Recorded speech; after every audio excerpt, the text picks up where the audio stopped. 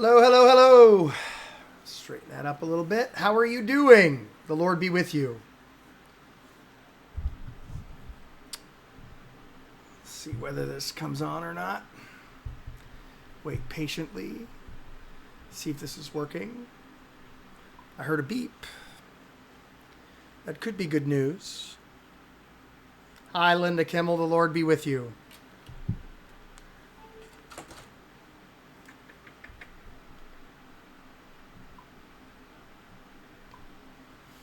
Hi, Terry Lynn. The Lord be with you.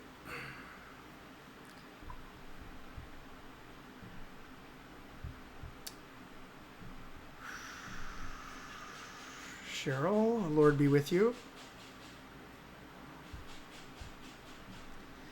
It's good to see you, Marilyn.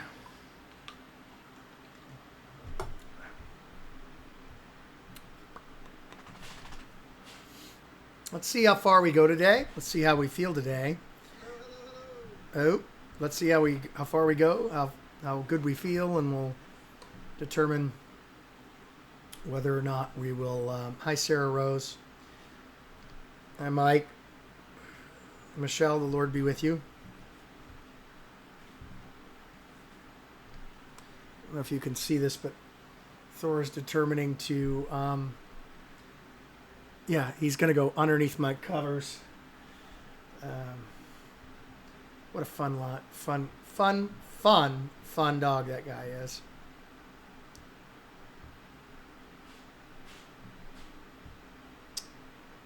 All right. I'm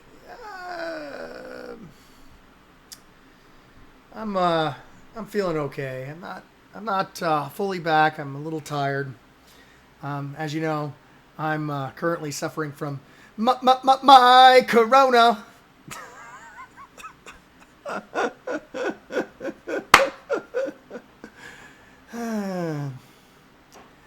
Group Bible study here on St. John's Gospel. It is 9/11. We, of course, remember all of those who gave their lives in service of others today. Is it 19 years ago today? And so praise God for them. Oops, as I hit the TV tray holding my laptop. John's Gospel, chapter 1, is what we'll be going through for the next considerable amount of time.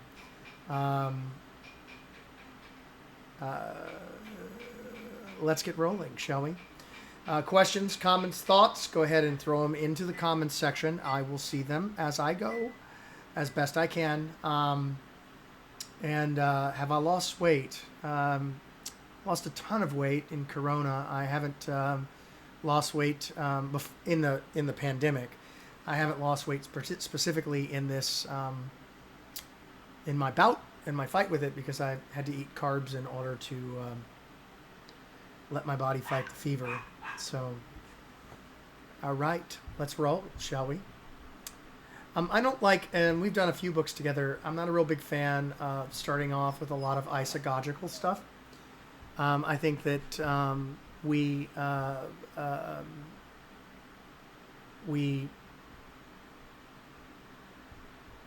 when we start with the isagogics, we like the introductory material. We really aren't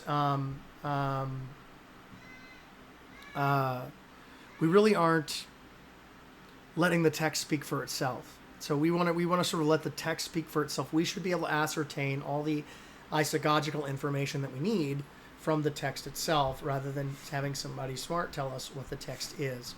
The earliest manuscripts of this that we have is bits of papyrus from the 150 to 200 range. I'm sorry, yeah, around that range. That places the authorship of this. It's also referenced by some church fathers. First John is, and the Gospel of John was written first, which I would place this anywhere between 60 and 80. I'm okay with either of those dates for the Gospel of John, between 60 and 80. And let's get rolling. In arche ein ho logos. In the beginning was the Word. Now, that should remind us of what we've been doing the last, month. We've been doing Genesis. And so in the beginning was the Word should really sort of, should really bring us back to Genesis 1.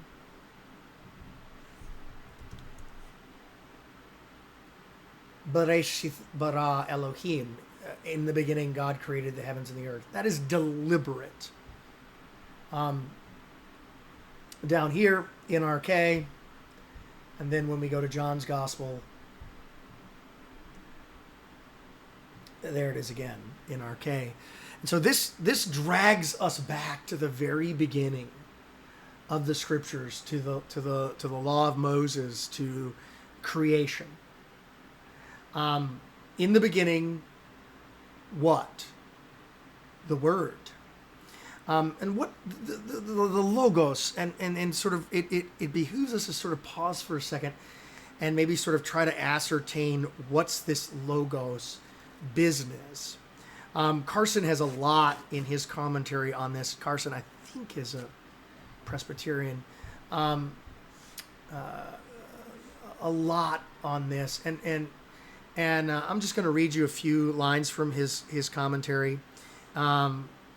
Just because it's a hot mess, okay?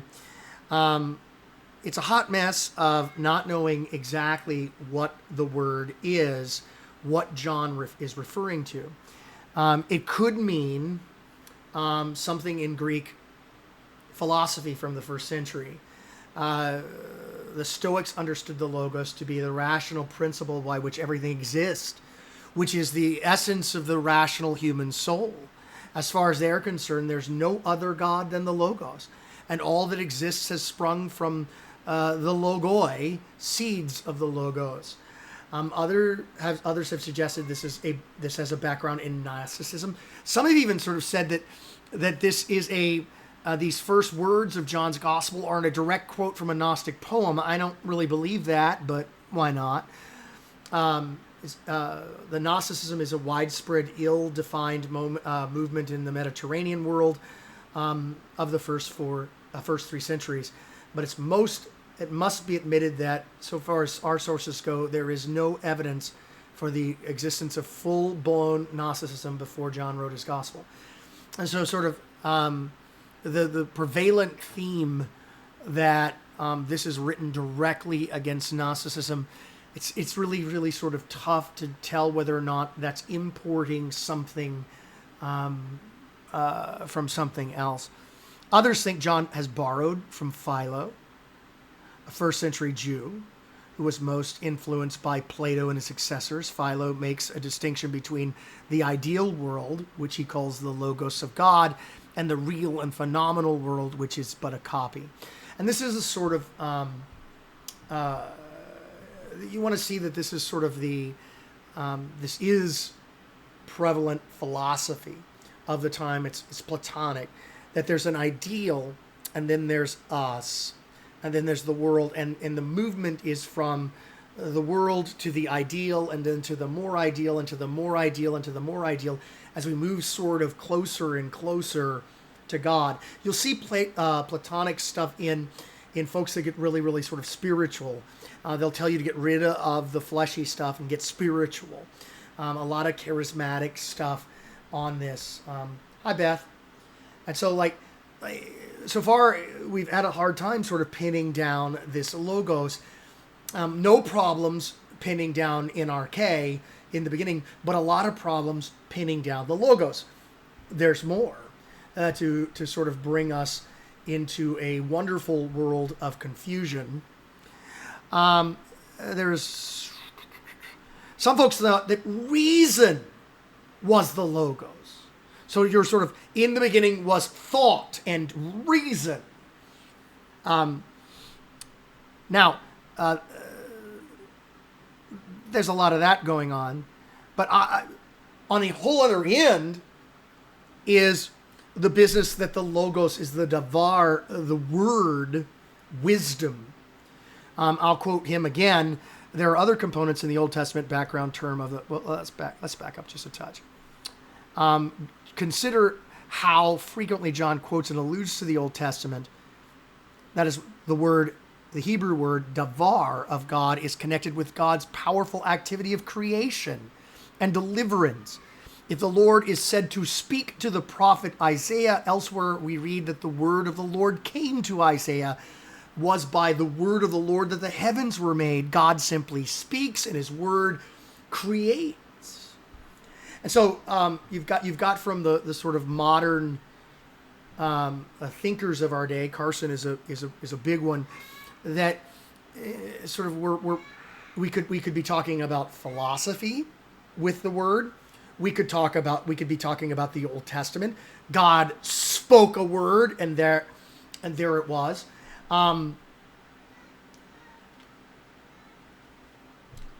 If you're sort of hi buddy, why don't you come on over here, buddy? Oh, there's my big boy. Say hello to my little friend. Here he is. He's making it through the coronavirus just fine. Get you, buddy. All right. There he is. So we're getting a little bit sort of cloudy, and I think that's okay.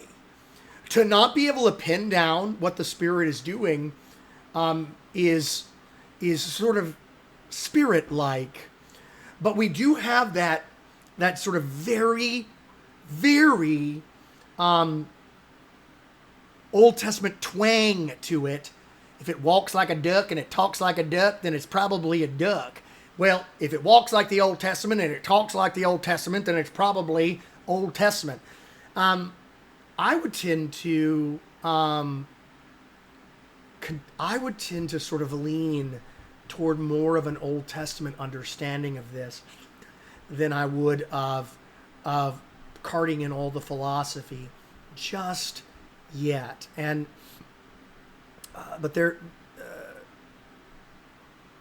but I want you to hear some Luther. And this is Luther in his commentaries, volume 22. And the case that he makes for what's going on here, because it's gospelly good. Okay? If love is genuine, then the heart of that person is so full of thoughts of love that he sees, hears, and feels nothing else. In fact, he often scarcely knows where he is. Nor can you reason with such a person, for he is so fervent in his love, and his heart is so filled and prepossessed by nothing but love, that not even a hairbreadth or a needle point could be squeezed into it. Heart full of love.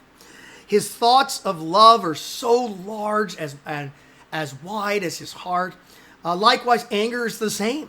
If anger is genuine, it occupies the heart so fully as to make man insensible of himself. He argues and talks with himself so that, and we've all seen people talk to themselves when they're mad, so that anyone who sees him is so ignorant of his emotions must assume that such a person is beside himself. He must say to him seriously, why do you carry on so? What is the matter with you? The same picture, I like, when you say the same, it's always good to say it like Aragorn in the same fear, the same picture. Aragorn in the Return of the King. The same picture may be applied to God. God, too, in himself and nature is pregnant with a word or a conversation in which he engages with himself in his divine essence, and which reflects the thoughts of his heart. This is as complete and excellent and perfect as God himself. No one but God alone sees, hears, and comprehends this conversation. It is an invisible and incomprehensible conversation. His word exists before all the angels and creatures exist, for subsequently he brought all the creatures into being by means of this word and conversation. So is God absorbed in this word, thought, and conversation that he pays no attention to anything else. St. John thus declares that there was in God a speech or word who was occupied all of God. that he was God himself, and that he had preceded the existence of all creatures, even the angels. No one saw or heard him, or even the angels, since the time that had not yet been created. Thus, it must be word or conversation, not an angel or any creature, but God himself, the creator of creatures. This is where we term the Word. Not any ordinary word, but a word that is God, a great as God himself. Indeed, it is God himself. And I want to add to that one thing. So we're sort of struggling with the vaguity of this word. And make no mistake about it, this is important. I've missed you. This is important. Don't miss this. Our inability to pin down what the Logos actually is referring to, other than Christ, is absolutely, positively, I am 100% put it all in. I either win everything or go home a loser. It's all deliberate by God.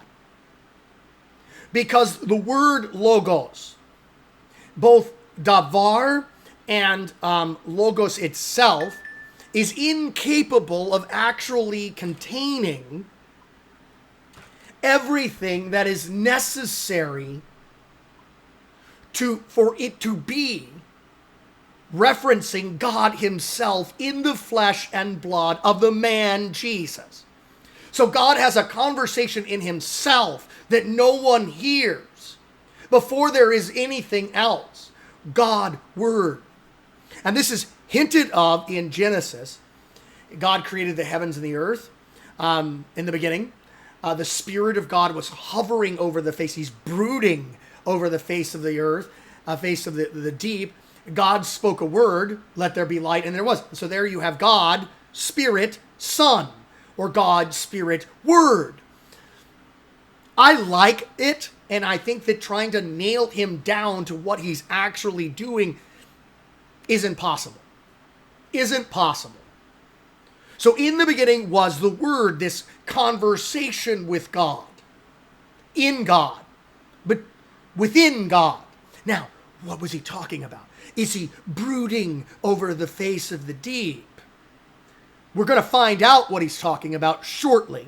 And if we don't finish it today, we will certainly finish it tomorrow. We'll have a special edition to make sure we finish it. But let's see. In the beginning was the Word. And the Word was to the God. He was with the God. And God was the Word. And so if you're looking for who this God, who this Word is, the Word is none other than God himself. Now, catch the brilliance of this. If you're sort of wrapped up in the Gnostic stuff, you're then captured and you're brought into the gospel with this, philosophy. Do tell me about who this Word is. On the flip side, if you're sort of bringing in the baggage from the Devar in the Old Testament, the speaking and spoken word, you're sort of captivated too. And all of us are caught in the first verse, in the net, by the Spirit, locked into this word, Logos, who was there in the beginning, who was with God in the beginning, and was God in the beginning, is God, the one who was and is to come, the Almighty.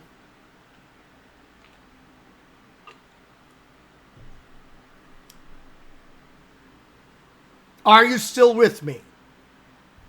Of course you are. You're wondering, well, now that I see him all energetic, I wonder if he's feeling better from the Rona. I have a fault, and that fault is that I don't like to show weakness. So if I was feeling bad, I wouldn't tell you. I would just plug on. And so we should do that. We should just plug on. He was in arche pros ton theon. That one was in the beginning, with, near, in, with, under God. That was almost an absolute disaster as I spread, as I inadvertently shot it that way with the intent to do something. Any questions about this first verse? I see Christopher Horgan has a little comment.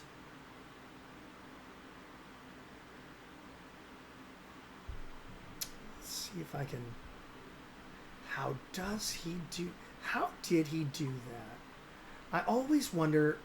I'm going to have to figure out how he did that.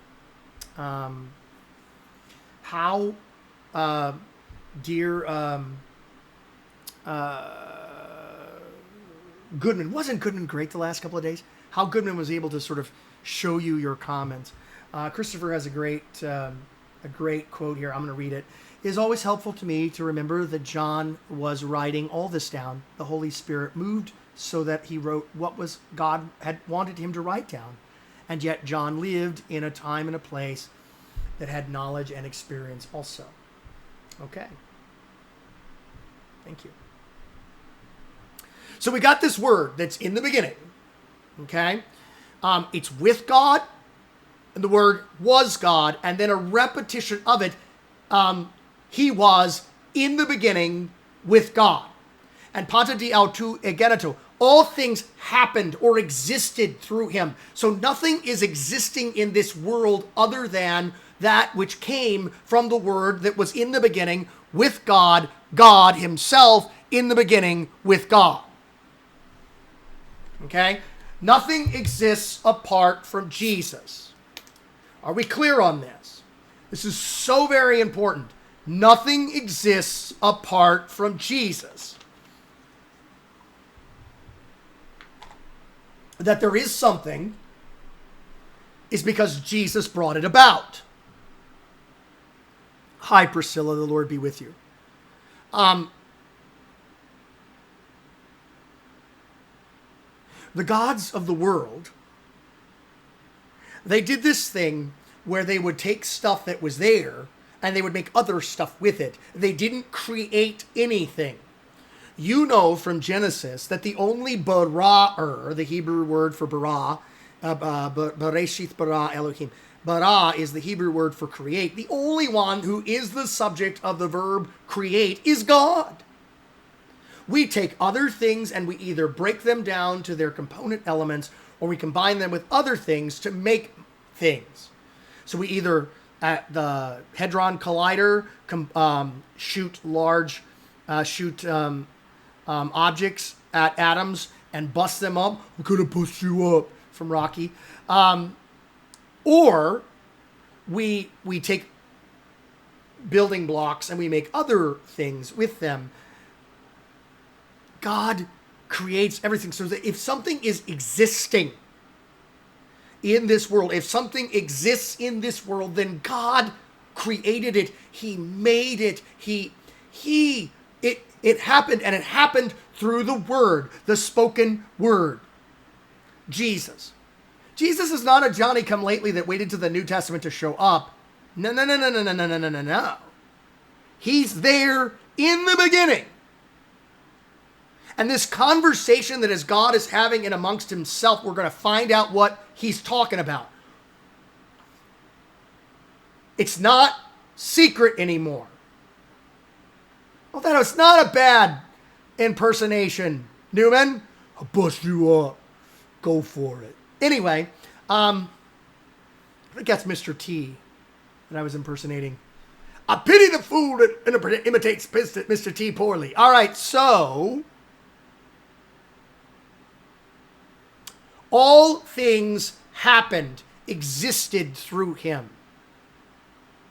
So when you look at the heavens and you're like, and you do that pious thing that we all do, this is just too down the earth and everyday for God, and I just don't want to trouble him with my prayers.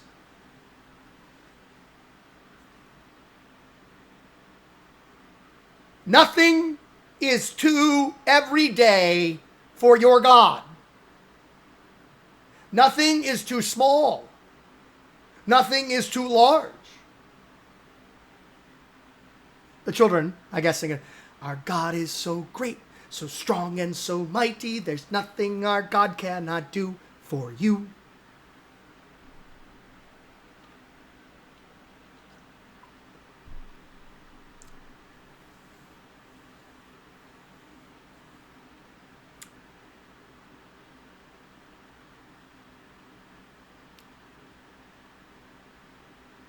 All things were made through him.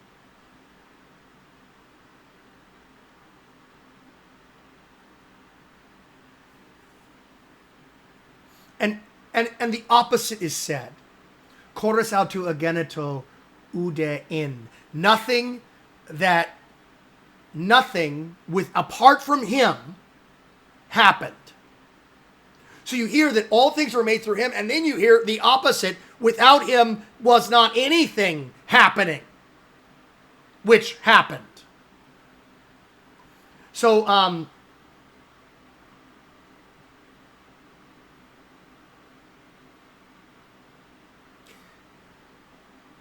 this gives you the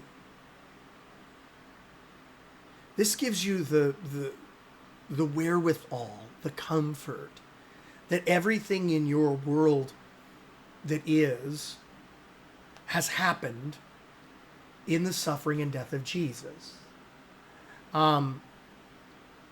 Because nothing happened which is in this world apart from him. The devil doesn't create things. He takes things and he twists them.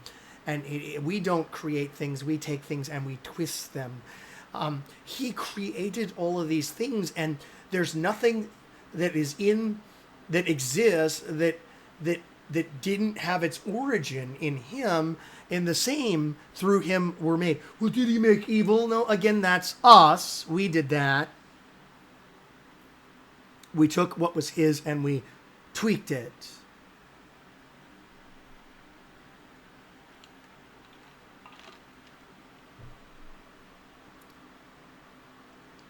This business, though, is important.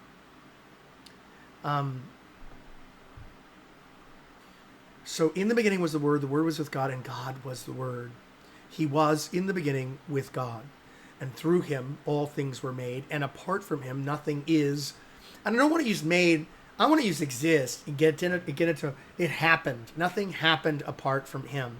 So when you sort of look at the universe, nothing happens apart from him.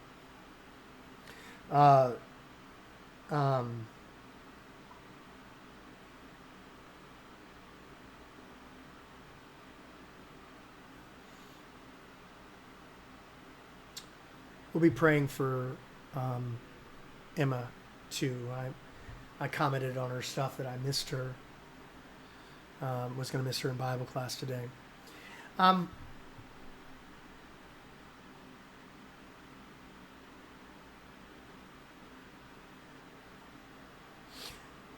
In him, life was. So much of our lives are lived apart from him. So much of our existence goes on apart from him. So much of who we think we are, what we think we are, what we think is important goes on in our minds apart from him. It's shameful. It's unbelief. But it's true. Goodman's sort of, it was either yesterday or the day before, the headaches, they affect my memory. But this we sort of want to protect God from the bad in the world. We want to protect God from doing evil, when he is in it with us and he is fighting for us. I gotta just tell you from my own life, that's just this coronavirus thing.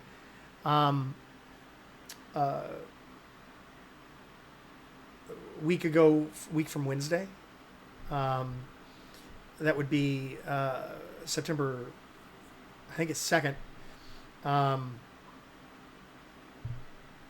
Amy tests positive for the coronavirus. I test negative. Now, you could have thought, well, maybe he had it before and he was asymptomatic.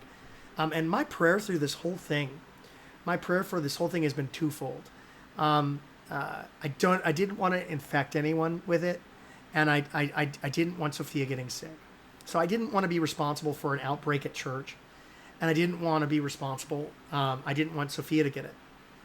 I think both those prayers are answered because I didn't develop symptoms until the third or the fourth. And Sophia still either appears to be asymptomatic or doesn't seem to be affected. So I didn't like I was already in quarantine when I started coming down with this thing. So my congregation is was sort of protected from this. And none of them, although they probably did a little bit, I knew it, he was going to give us the coronavirus. But that's just people's fears. But it didn't happen. Because God is a good God. He is in everything, and he's working even when we don't know that he's working. And it doesn't mean that that I didn't take every opportunity that I could to be as safe as possible. I did like there was no God, like their lives depended upon me washing my hands, cleaning, wearing a mask during the sacrament and all that. But I knew that we were going to get this. We already had started social distancing even in our house the week before. We were all sort of preparing for whatever it is that the Lord brought our way. And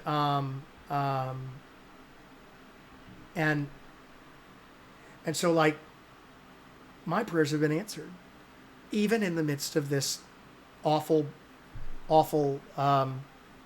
virus. And we're going to get over it. And then can you imagine how I'm going to walk around strutting? I'm going to look like Prince. I'm going to be so full of myself because God has done this, and now I can. Once I'm out of quarantine, I'll be celebrating the sacrament free from fear that I'm going to pass it on to them.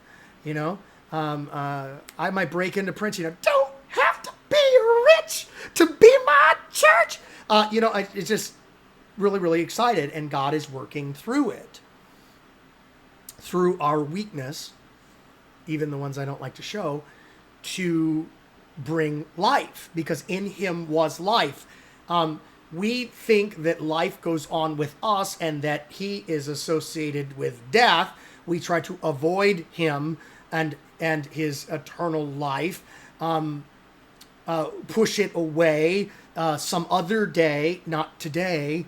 What do we say to the God of death? We say not today, says Ari in Game of Thrones. But he's the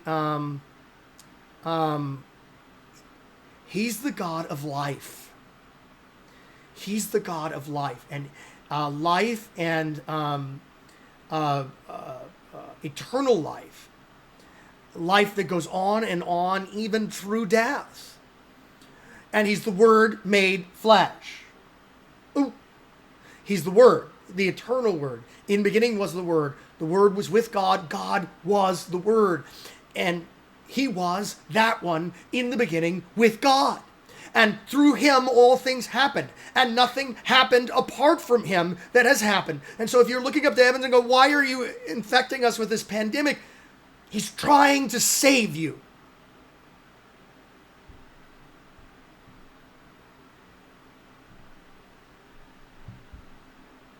And even those who are looking at this thing and they're like, this is a hoax, he can work even through it to try to save you. Everything he does, he's trying to bring you life. Because in him was life, and that life was the light of men, the phos ton anthropon. We think the light is this thing over here. Oops. I can't move the small LED lamp that I have, or the thing that's above my head that's giving me the halo. We think that's light, but you know the real light of the world? Jesus Christ is the light of the world. He's the light of the world. this world, this word that we can't seem to define. And by the way, Logos is going to disappear from this. Logos is not a theme in the Gospel of John. It's just the hook that brings you in. It just brings you in. The theme in the Gospel of John is this word, who this word is, and what this word does.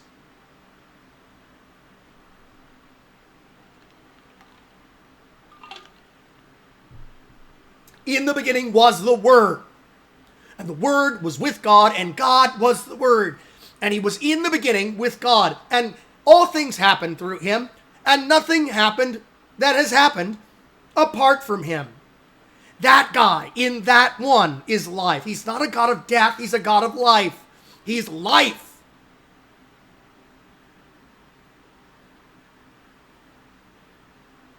Life.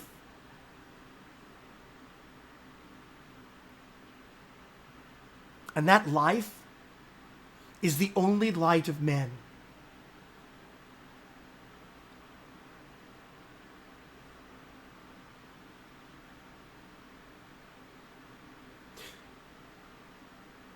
And this movement, these themes that we're picking up, light, word, creation,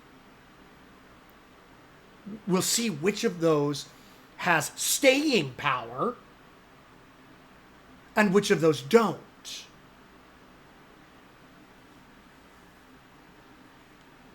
In him was life, and that life was the light of men.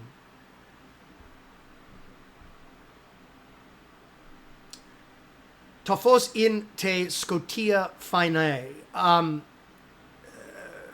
The light in the darkness shines. And the darkness the darkness is not able to katalabin him. Now this could mean grasp. This could mean comprehend. You'll notice from the Latin you don't have to know Latin to see comprehenderunt. So Jerome is translating this comprehend. You'll see the BDB over here. I'm sorry, BDAG, which gives us to win, to attain, to catch up, to seize.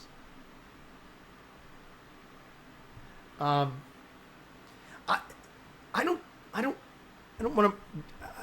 don't think comprehend is the great translation of this. I'm going to disagree with Jerome and the Vulgate. I'm going to say it can't grasp hold of it. It can't seize it. The darkness can't. He slips through until later, until Good Friday. Yeah, I love Latin. Don't you just love Latin? Latin, you could tell somebody off in Latin and it would sound spectacular. Et lux in tenebris lucet, et tenebrae eam non comprehenderunt. You could tell somebody off in Latin. You could tell you're ugly and your mama dresses you funny in Latin, and the person would go, thank you. True story.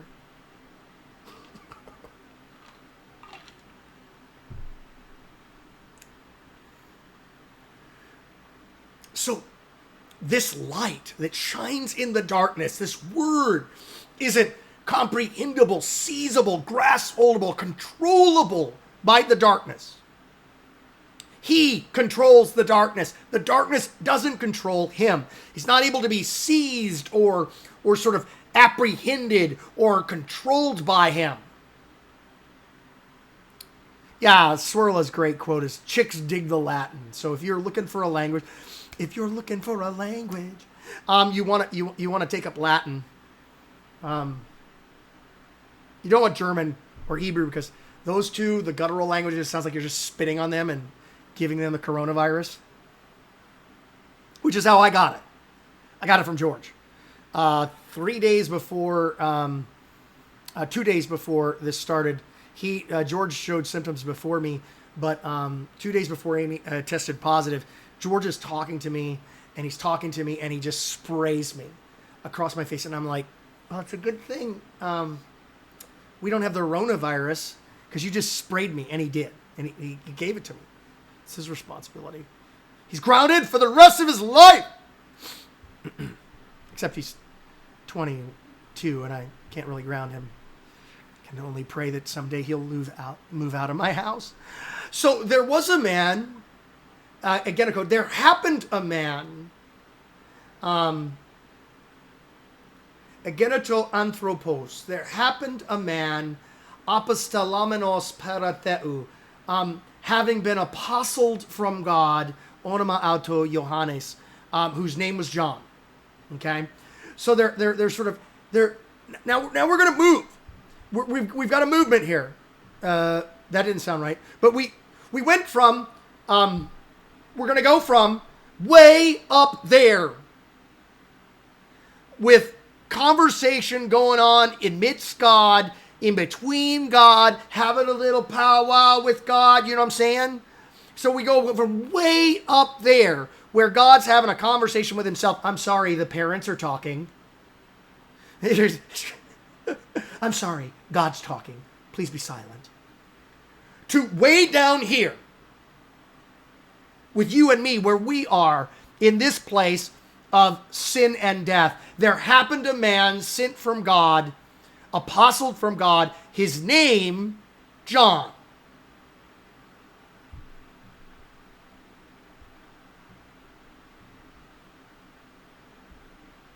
He came as a martyr. He came as a witness, so that to martyr concerning the light, so that all might believe, dia autou, through him. Oh, you know how many times I sharpened my young Greek teeth on John's Gospel. I can read John's Gospel like I'm reading English. It's just so magnificently, simply wonderful. Or, who was it that sang, Simply Irresistible? That's what the Calvinists believe God is. Anyway, so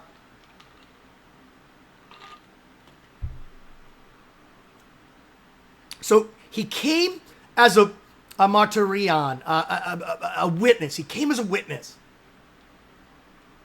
concerning the light. He came as a witness to witness concerning the light, so that all would believe through him. So why is John sent? John sent that you might believe. John the Baptist, greatest prophet of all time. He's better than all the prophets combined, and all the prophets today. Roseboro, Fisk, Wolf Miller, those guys got nothing on John the Baptist. John the Baptist came to bear witness to the light.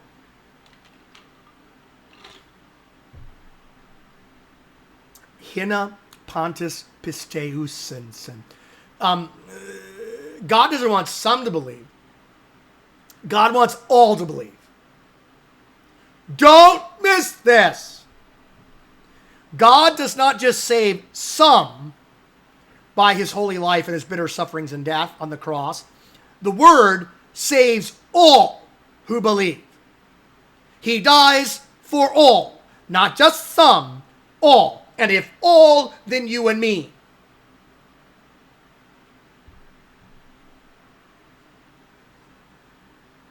I think I broke some of the cobwebs in my coconut there. Uk en ekainos tophus. He's not the light. That one is not the light. Not the light. Not the light. But he came so that to martyrese, to witness, to you got to testify concerning the light. Now, again, where's the light? Well, you follow John the Baptist. John the Baptist, well, we don't know that it's John the Baptist yet. I should have asked you a question, but the one who is testifying concerning the light, he's going to point you there. And remember, the light isn't examinable. It's not comprehensible. You can't, sort of look the light over, say, light. That doesn't work, okay? The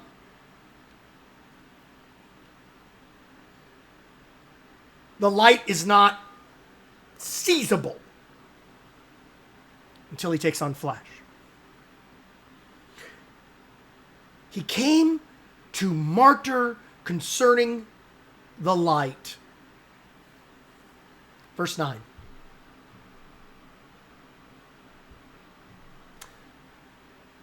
But the true light, the one that phoses panta anthropon, the one that gives light to all men, was erchomaion eis ton cosmos. He was coming into the universe. Remember, the philosophy talk of logos. At the very beginning, when I was reading those large chunks from Carson, and you were like, where was Finker? We miss Finker. And Goodman. Could we have a chart, please? Remember when I was giving you all that philosophical mumbo-jumbo stuff? God was way up there. And the movement to God was you like climb the ladder and you'll get to God eventually. There's the ideal, and then there's the thing that's here. There's the race, the thing, and the res signata, the thing that is this thing that's signified. And the movement is up the chain, and sooner or later you get to the ideal. You have this sort of Platonic philosophy when you're like looking for an ideal husband or spouse.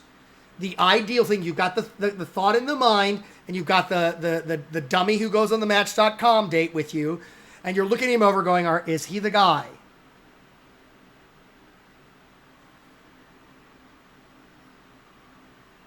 Sometimes we'll put that ideal onto someone, they just don't measure up. And that's a failed relationship where you project on them all of the things that you think make them the best guy ever, but they're not really that guy or girl.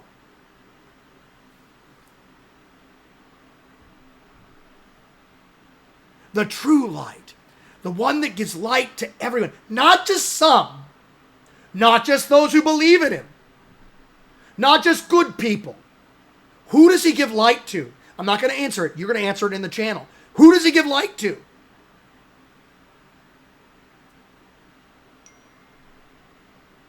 Who does he give light to?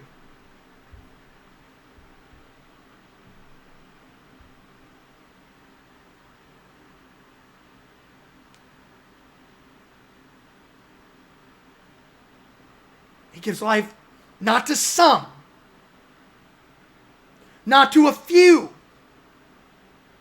but to all.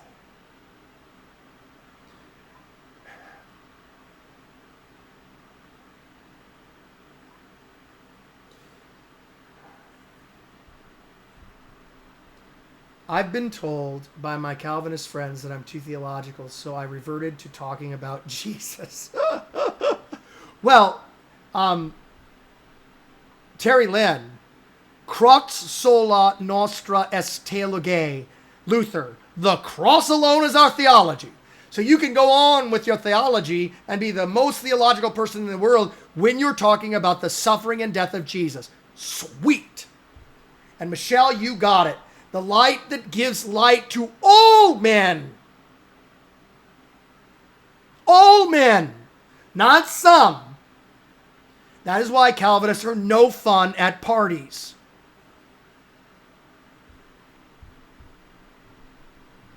I love Calvinists. They have great hymns. Chief of sinners though I be, Christ did not shed his blood for me. Excuse me. Hey, Mark. The Lord be with you, buddy. Thanks for checking in on me. One of my good friends and former elders in my first parish I served in, Mark Doobie. Good man. He was in the world. What? He was in the world. What? Whoa. The Logos is in the world? What? You should have a shocked face. This doesn't compute. 1 + 1 + 1 does not equal 1. He is in the cosmos. He's in the cosmos. The word is supposed to be way up there. Even 80s people know. And if God were one of us, he's way up there. Just a slob like one of us. But wait. No, he's not way up there. He's right down here. Where do you find him? You find him in the preaching of John. John's going to point you there. Well, the one that happened, there was a man sent from God. His name was John. He was not the light. He came to testify concerning the light so that all men would believe. You see, the true light, which lightens all men, was coming into the cosmos. Can you even fathom this? Can you even fathom this? It's too unbelievable for words.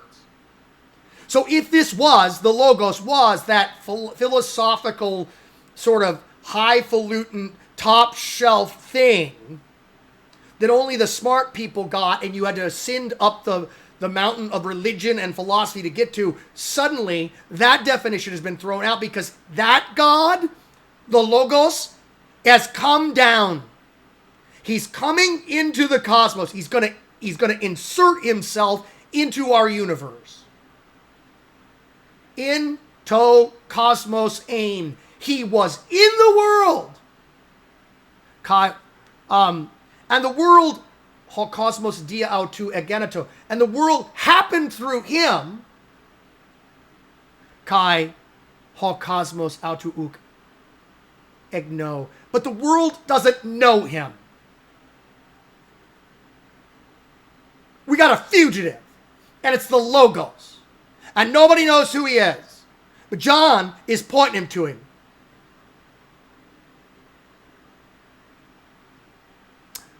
Brenda, there's the Illuminati right there in the Latin.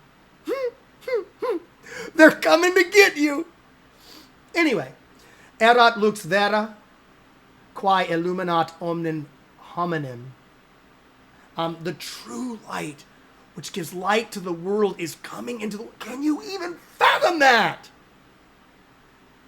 All right. 56 minutes is our limit.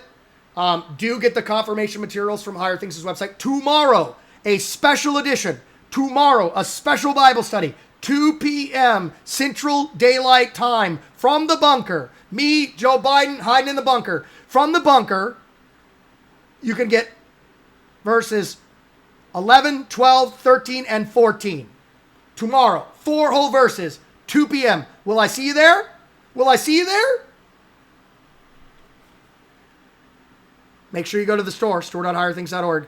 Will I see you there? 2 p.m. tomorrow from the bunker. Have a blessed day.